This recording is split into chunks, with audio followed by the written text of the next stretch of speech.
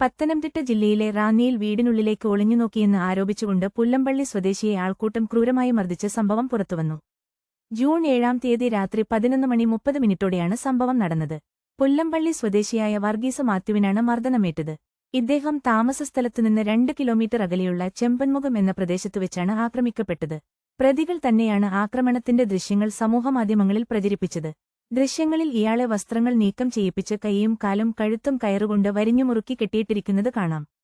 നിലത്തു കിടക്കുന്ന ഇയാളെ ആൾക്കൂട്ടം ക്രൂരമായി ചവിട്ടുകയും മുഖത്ത് മർദ്ദിക്കുകയും ചെയ്യുന്നുണ്ട്. താൻ മോഷണശ്രമത്തിനല്ല എത്തിയതെന്ന് ഇയാൾ കരഞ്ഞുകൊണ്ട് പറയുന്നത് വീഡിയോയിൽ വ്യക്തമാണ്. മർദ്ദനമേറ്റ് ചോരവാർന്ന നിലയിലായിരുന്ന വർഗീസ് മാത്യുവിനെ റാന്നി പോലീസ് സ്ഥലത്തെത്തിയാണ് രക്ഷപ്പെടുത്തിയത്. ഇദ്ദേഹത്തെ ആദ്യം റാന്നി താലൂക്ക് ആശുപത്രിയിലും പിന്നീട് കോട്ടയം മെഡിക്കൽ കോളേജ് ആശുപത്രിയിലേക്കും മാറ്റി. സംഭവത്തിൽ ബിജു പരാതിയില്ലെന്ന് അറിയിച്ചെങ്കിലും പോലീസ് കേസെടുക്കാൻ നടപടി സ്വീകരിച്ചിട്ടുണ്ട്. അതേസമയം വീട്ടിൽ ഒളിഞ്ഞുനോക്കിയെന്ന പരാതിയിൽ ബിജുവിനെതിരെയും പോലീസ് കേസെടുത്തിട്ടുണ്ട്. ഇത്തരം വാർത്തകൾക്കായി ഞങ്ങളുടെ ചാനൽ സബ്സ്ക്രൈബ് ചെയ്യുക.